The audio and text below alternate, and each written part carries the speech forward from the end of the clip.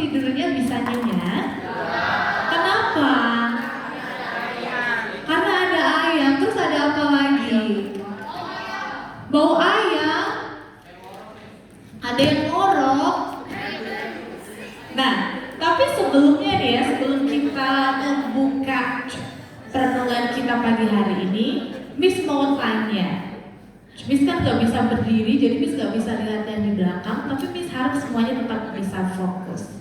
Nah, tadi pagi siapa yang waktu dibangunkan tuh langsung antusias? Oh iya, harus bangun gitu. Jadi bangunnya dengan semangat. Please raise your hand. Oh, oke. Thank you. Sekarang yang kedua. Yang kedua, siapa yang tadi pagi dibangun itu nanti dulu lah, malah tarik selimut, malah tidur lagi. Siapa yang seperti itu? Please raise your hand. Nanti nggak ada yang golput ya, artinya nggak ada resen. Oke, turunkan.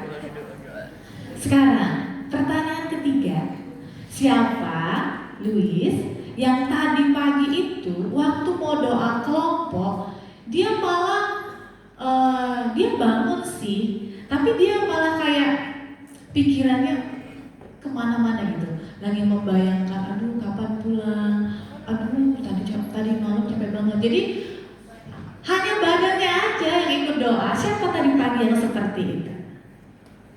Oke, ada yang jujur, thank you.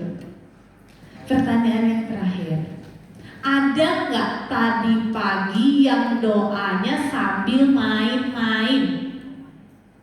Ada? Ayo ngaku. Ada? Oke, puji Tuhan, nggak ada. Nah, anak-anak, kenapa pagi hari ini Miss menanyakan hal itu ke kalian? Respon kalian tadi pagi, Louis, itu merupakan pilihan. Pilihan yang harus kalian pilih as a young leader, ya, sebagai seorang pemimpin. Kalian bisa memilih. Nah, sekarang Miss ajak kita semuanya buka Alkitabnya dari Matius pasal 7. Silakan dibuka Alkitabnya.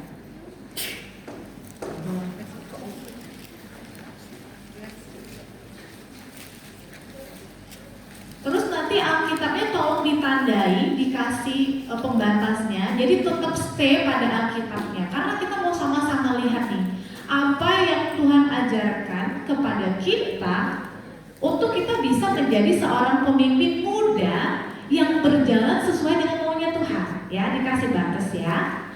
Dibuka matanya kira ya. Sudah ketemu Matius pasal 7 ayat 13 sampai 14? Sudah? Yang sudah tolong berdiri dong, karena kita mau sama-sama bacanya sambil berdiri. Tapi Miss izin sambil duduk ya. Kita bacanya bersama-sama dengan suara yang keras dan lantang. Semua sudah dapat? Bacanya bersaut-sautan. Ayat 13 murid laki-laki, ayat 14 murid perempuan. Oke? Get it? Matius 7 ayat 13 dan 14. 2, 3.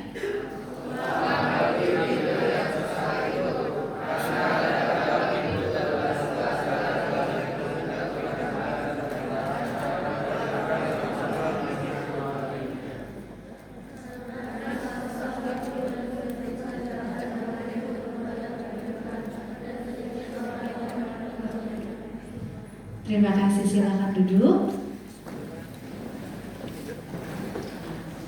Firman Tuhan kita hari ini tuh hanya terambil dari 2 ayat, ya. Tolong dilihat kembali, Miss akan bacakan sekali lagi. Kalau bisa setelah keluar dari ruangan ini hafal ya ayatnya ya. Miss akan bacakan dari Matius pasal 7 ayat 13 sampai 14. Masuklah melalui pintu yang sempit, karena lebarlah pintu dan luaslah jalan yang menuju kepada kebinasaan, dan banyak orang yang masuk melaluinya. Betapa sempitnya pintu dan sesaknya jalan yang menuju kepada kebinasaan. Miss ulangi, betapa sempitnya pintu dan sesaknya jalan yang menuju kepada kehidupan, hanya sedikit sedikit orang yang mendapatinya.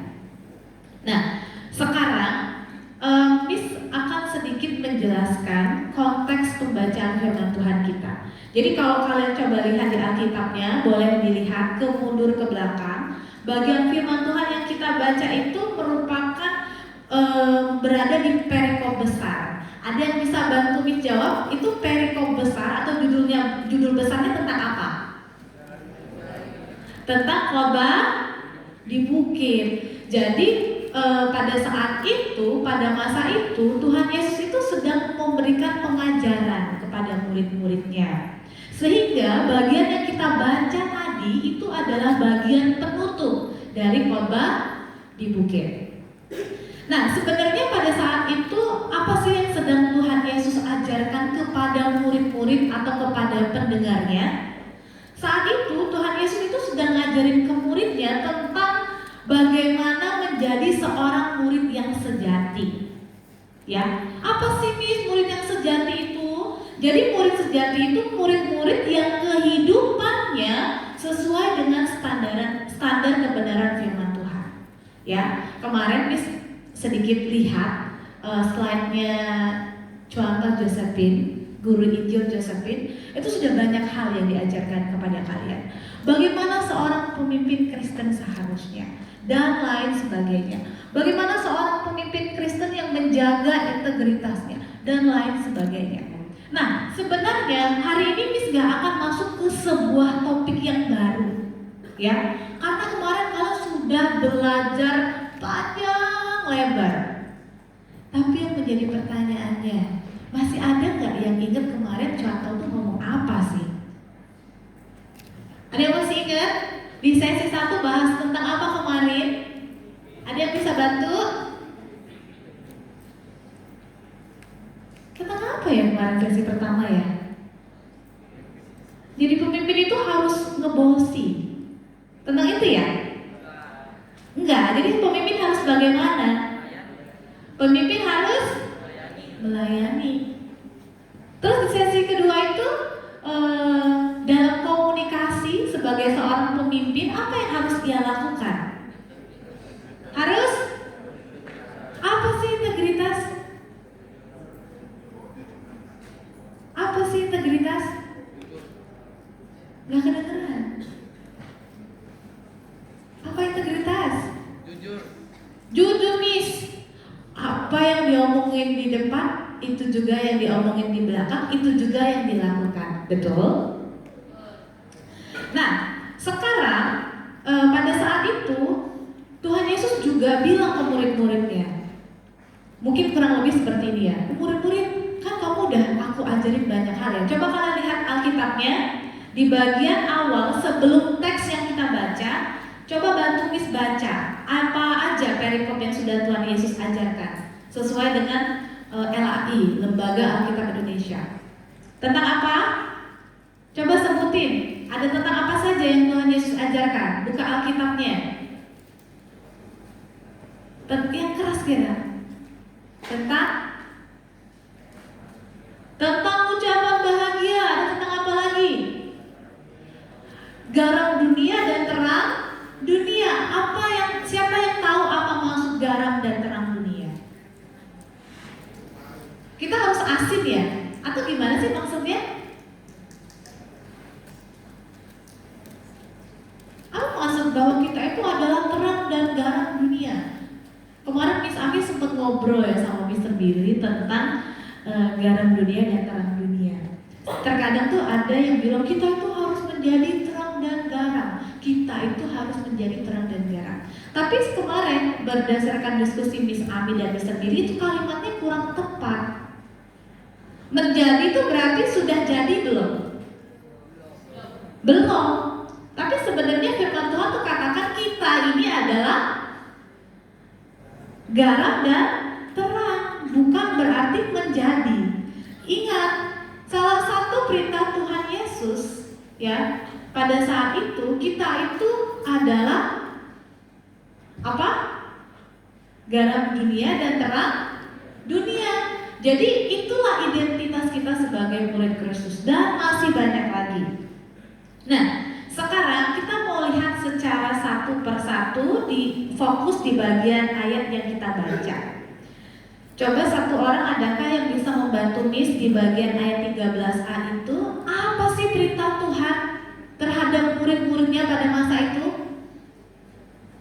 Yang keras, di bagian ayat 13a, apa sih perintah Tuhan? Dibaca Alkitabnya. Ayat 13a, apa perintah Tuhan pada saat itu?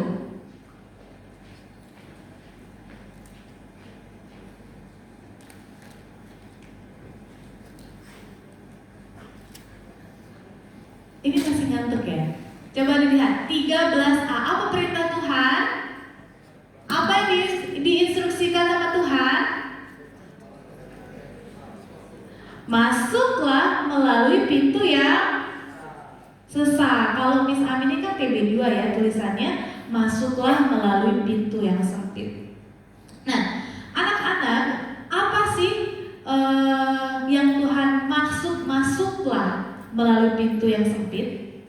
Ya, kalau kita lihat itu merupakan sebuah panggilan atau sebuah instruksi yang disampaikan Tuhan Yesus kepada murid-muridnya, ya, untuk bisa masuk ke dalam melalui pintu yang sempit. Nah, sebenarnya bagian yang kita bahas tadi kan ada pintu, ada jalan, betul? Betul nggak? Tapi pada saat itu sebenarnya Tuhan Yesus sedang menggunakan metafora. Ada yang tahu apa arti metafora? Apa? Bukan makna yang sebenarnya. Masih ingat nggak? Misalnya mungkin di kelasnya kalau ngajar tuh pakai metafora. Apa sih tujuannya pakai metafora? Atau mungkin kalian ngobrol pakai metafora, pakai menggunakan kiasan yang bukan makna sebenarnya. Tujuannya buat apa? Buat apa? Biar mudah dimengerti, untuk mempertegas makna yang sebenarnya. Jadi tadi kan waktu kalian mau masuk ke dalam ruangan ini, kalian lewat pintu ya. Jadi pintu itu merupakan akses satu-satunya jalan untuk kalian bisa masuk ke aula. Seperti itu juga metafora yang Tuhan Yesus sampaikan di bagian ayat 13a itu. Ya, Tuhan Yesus mengatakan pintu itu sebenarnya bukan sembarang pintu, tapi masuknya harus melalui pintu yang sempit. Nah, tadi kan Miss bilang ya bahwa saat itu Tuhan sedang menyampaikan pengajarannya menggunakan metafora. Sekarang kita mau cari tahu apa itu pintu yang sempit. Sekarang coba buka Lukas 13 ayat 24. Ya, kita mau cari makna. Apa makna pintu? Satu orang bantu Miss membacakannya dengan suara yang keras. Lukas 13 ayat 24 dengan suara yang keras. Jawab Yesus kepadanya, jawab Yesus pada orang-orang di situ, berjuanglah untuk masuk melalui pintu yang sesat itu, sebab aku berkata padamu, banyak orang akan berusaha untuk masuk, tetapi tidak akan dapat. Thank you. Banyak orang yang masuk tapi mereka nggak bisa, benar nggak? Jadi masuk melalui pintu yang sempit itu butuh yang namanya perjuangan, ya. Oke, masuk ke pintu yang sempit itu harus butuh perjuangan. Nah, sekarang kenapa sih harus butuh perjuangan? Sekali lagi kita buka bagian Alkitab yang lainnya dari Yohanes 10 ayat 9 dan 11. Yohanes pasal 10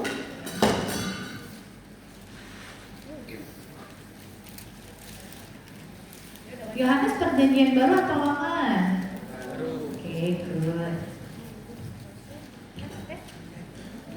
Pasal 10 ayat 9 dan 11. Coba bergantian, ada satu murid baca ayat 9, satu murid baca ayat 11. Berdiri ya, biar teman-temannya bisa lihat. Oke, Edward udah mau baca tadi. Silakan Edward baca berdiri. Yohanes 10 ayat 9.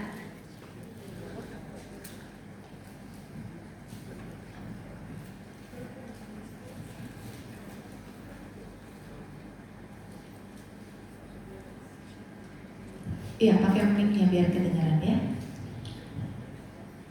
Akulah pintu, barang siapa masuk melalui aku, ia akan selamat dan ia akan masuk dan keluar dan menemukan padang rumput. Oke. Satu lagi ayat 11. Tadi katanya siapa yang lewat pintu itu mereka akan mempunyai hidup dan mereka akan apa tadi, Edward?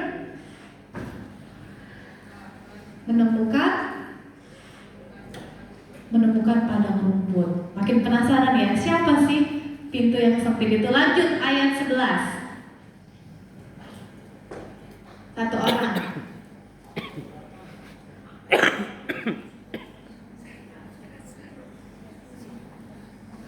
Ayo satu orang bantu Miss bacain.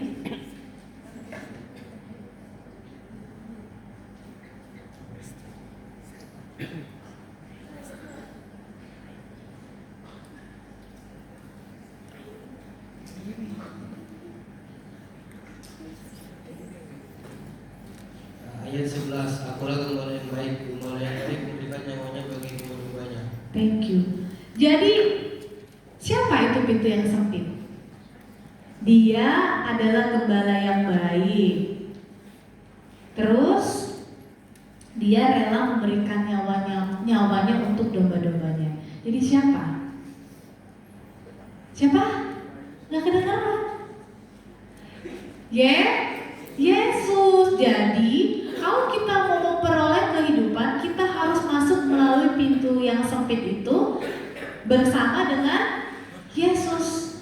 Ya, jadi kalau Miss boleh sedikit tambahkan penjelasan tentang siapa itu pintu yang sempit.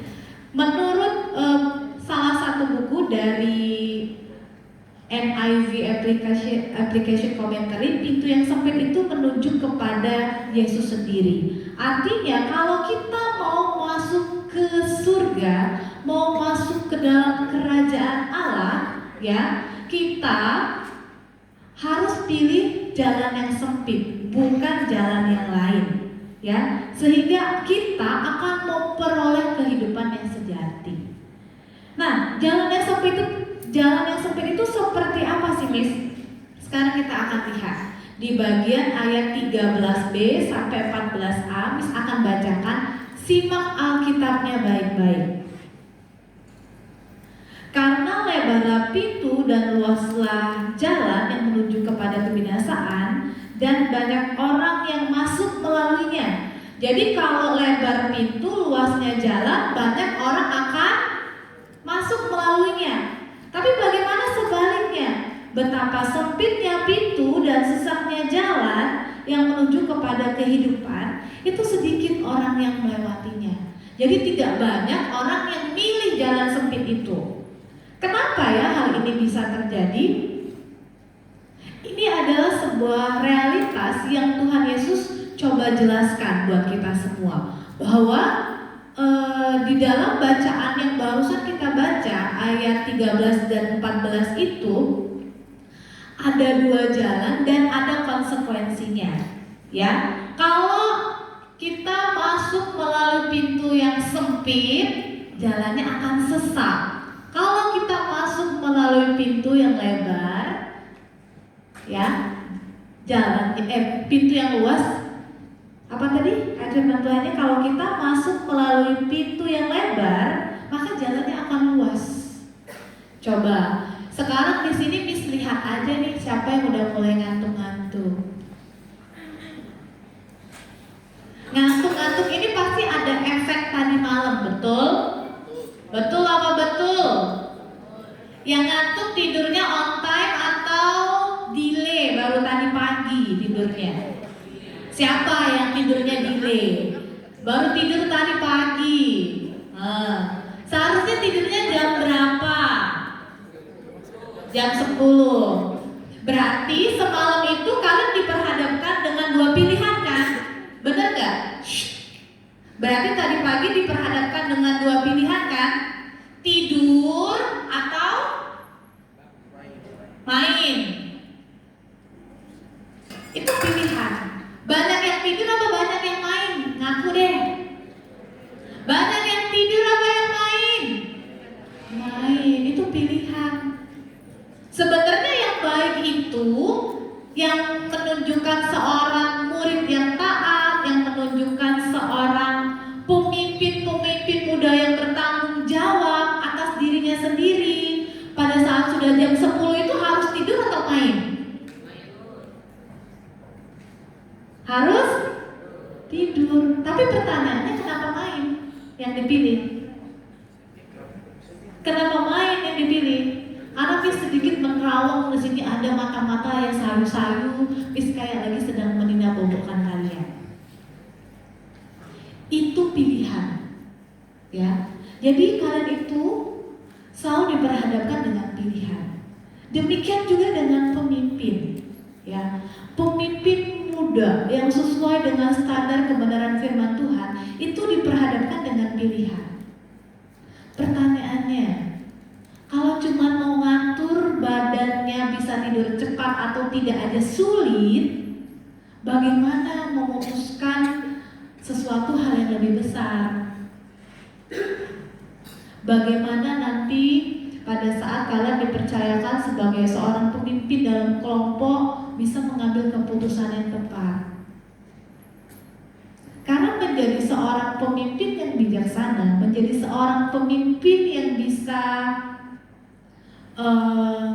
menjadi problem solver, itu harus pemimpin yang bisa benar-benar memikirkan, ini benar gak ya, ini salah gak ya, kira-kira kalau seandainya Tuhan Yesus pada situasi ini, keputusan mana ya yang Tuhan ambil? Kira-kira keputusan A atau keputusan B? Ya, kembali lagi Miss tegaskan, Miss tidak menambah poin hari ini, tapi Miss hanya ingin mengingatkan kepada kalian yang sekitar 158 murid ini, sebagai seorang pemimpin muda itu kalian akan jadi pemimpin yang seperti apa? Kalau dari hal sederhana pun kalian gak bisa obey. Contoh masalah tidur aja, terbuktikan kalau guru-guru suruh tidur, itu tidur. Karena kalau nggak tidur kejadian nih. Nih sudah ada yang tidur tuh kelas 7. Boleh tolong dibangunkan? Nah, kita udah sampai nih kesalahannya ya. Itu salah satu contoh bagaimana kalian itu mengambil peran yang penting dalam mengambil keputusan dalam kehidupan kalian. Jadi yang berperan dalam hidup kalian itu bukan miss yang ada di sini as a teacher, bukan orang tua kalian. Fokus lagi di sini. Bukan orang tua kalian yang mengambil peran penting dalam hidup kalian, tapi kalian. Dari kemarin sudah diajarkan banyak hal, ya. Sekarang kalian yang memutuskan. Jangan sampai kalian itu akan menjadi orang yang sama dari sebelum ikut camp dengan setelah ikut camp. Itu pilihan. Oh Miss, aku kemarin gak dengerin contoh Josephine karena bosen misalnya. Itu pilihan. Miss gak bisa ubah otak kalian di reset untuk bisa semangat dan antusias. Gak bisa. Sama juga dengan pagi ini. Miss gak bisa reset pikiran Jason untuk bisa fokus dengerin Miss Ami sehingga dia bisa ingat apa semua yang Miss baca. Gak bisa. Yang bisa kontrol siapa? Kalian. Kayak itu juga Tuhan Yesus pada masa itu. Tuhan Yesus gak bisa paksa semua murid yang dengar firman Tuhan itu semuanya pilih ambil jalan sempit. Gak bisa. Karena manusia itu punya yang namanya kehendak apa istilahnya? Setiap manusia itu punya kehendak bebas, kehendak dirinya sendiri.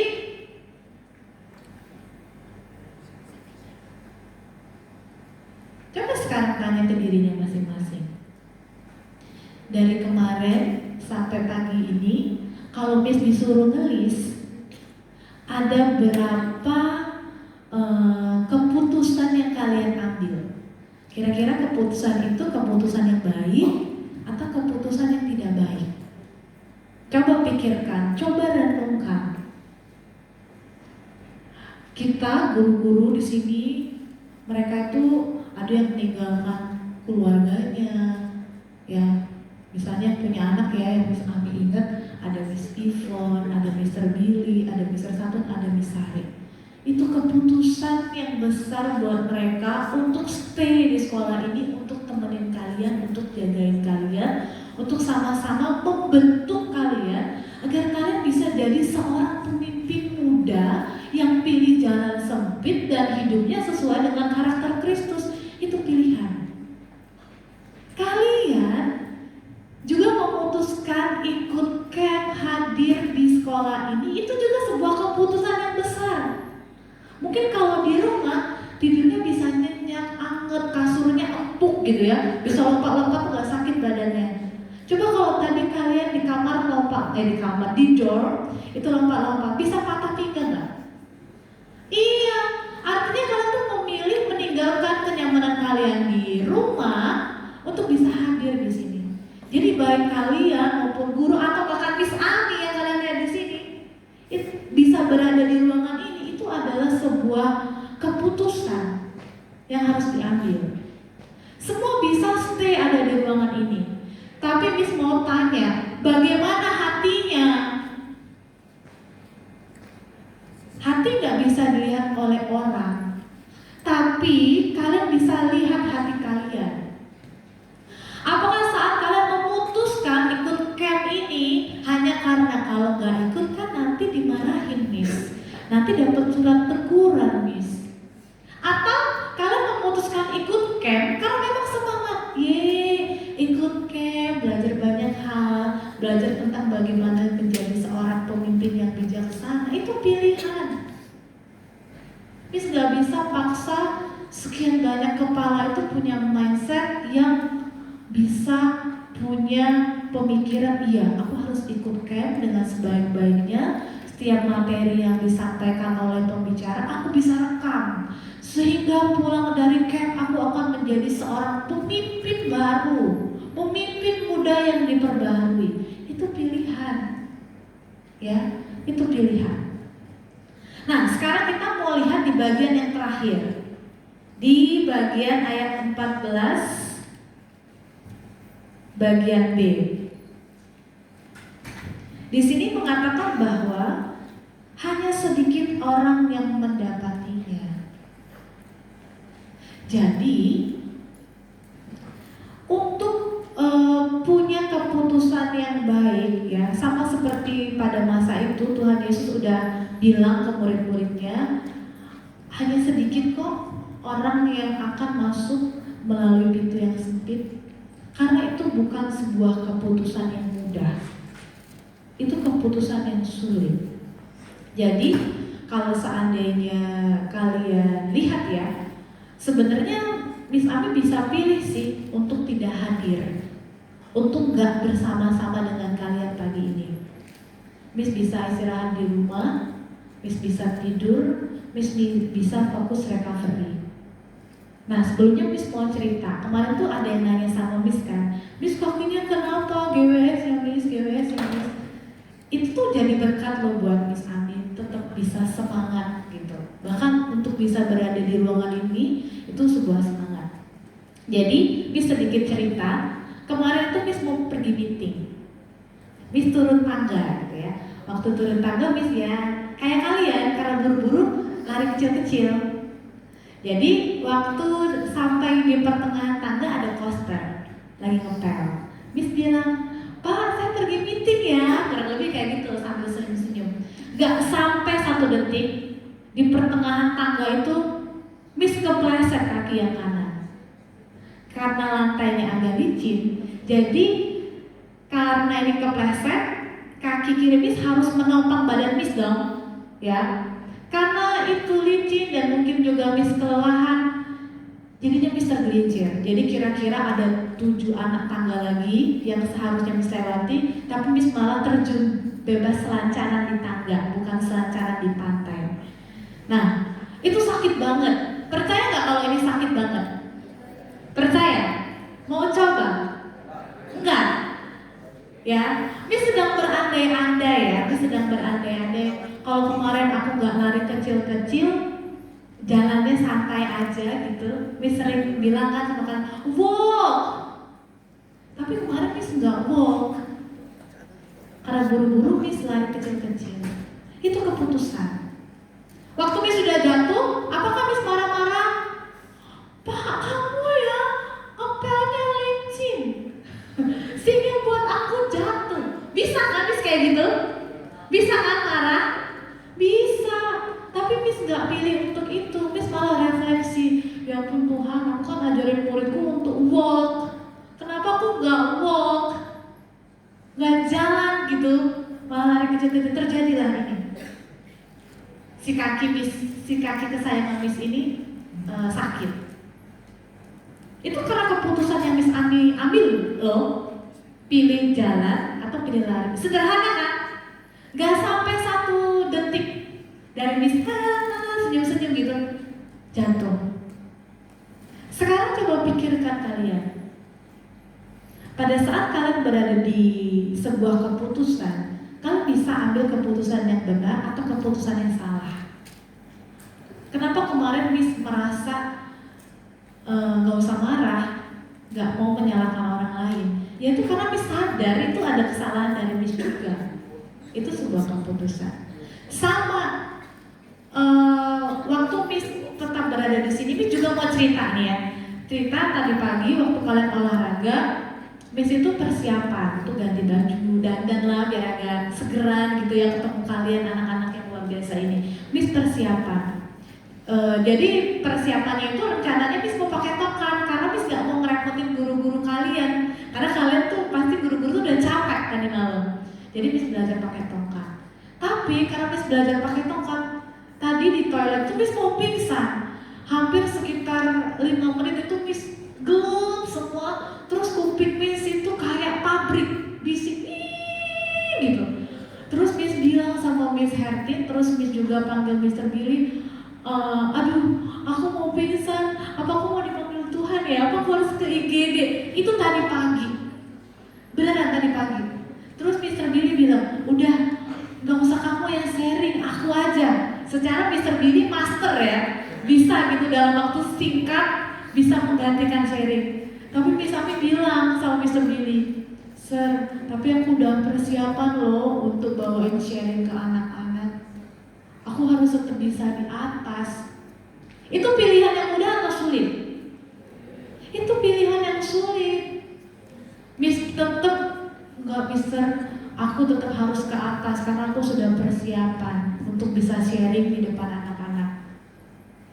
Karena Miss juga ngerasa Miss tuh pengen ada di sekitar kalian. Makanya kalau kalian lihat kemarin waktu kalian break time ya kemarin sore, Miss tuh ngeliat kalian. Karena Miss tuh care sama kalian. Itu pilihan.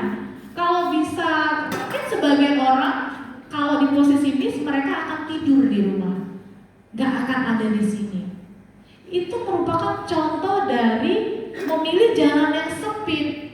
Memilih jalan yang sempit itu gak enak loh. Beneran gak enak. Tapi kalau kita bisa berjuang berada di jalan yang sempit itu, pastinya dengan kekuatan daripada Tuhan, kita akan menemukan sukacita yang lebih daripada sukacita kalau kita lewat di jalan yang salah. Ya. Jadi Miss sengaja kasih contoh-contoh bagaimana seharusnya kita sebagai seorang pemimpin muda itu bisa memutuskan apa sebenarnya yang harus kita lakukan dalam kehidupan sehari-hari, dalam proses belajar di rumah. Pasti kalian diperhadapkan dengan pilihan. Begitu juga dengan Miss and Mister kalian, termasuk Miss Ami, itu diperhadapkan dengan banyak pilihan. Pertanyaannya, kita memilih memutuskan sesuatu yang benar atau yang salah. Kita pilih masuk melalui pintu yang sempit bersama Yesus, atau kita malah milih masuk ke pintu yang lebar, artinya mengikuti arus dunia. Itu pilihan. Jadi di akhir sharing Miss pagi hari ini, Miss ngajak kalian semua untuk berpikir. Untuk berpikir, ya, setelah ikutin sesi camp ini, ya, setelah ikutin sesi camp ini, kalian akan jadi seorang murid yang seperti apa? Kalian akan jadi pemimpin muda yang bagaimana? Ini adalah waktu atau momen kalian melakukan refleksi. Sehingga nanti setelah kalian pulang dari camp ini, kalian tuh punya gambaran saat menghadapi sebuah keputusan, kalian bisa bijaksana menggunakan hikmat yang daripada Tuhan untuk bisa memutuskan sesuatu yang benar. Bukan berdasarkan apa kata manusia, tapi benar berdasarkan standar kebenaran firman Tuhan. Ya, Miss ajak kita semua tunduk kepala, minta tolong diiringi musik. Semua tunduk kepala, semua ambil sikap berdoa. Tuhan,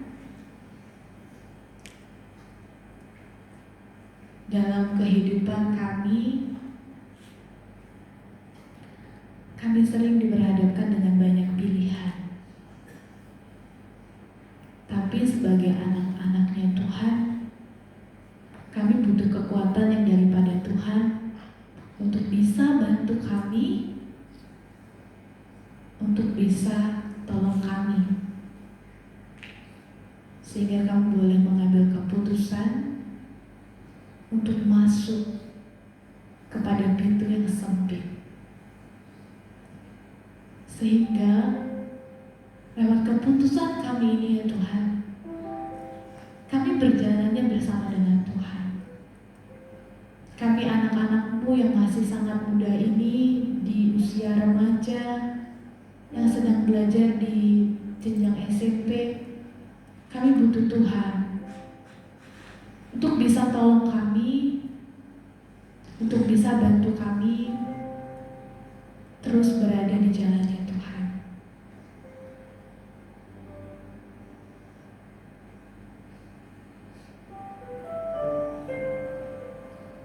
Semuanya ambil sikap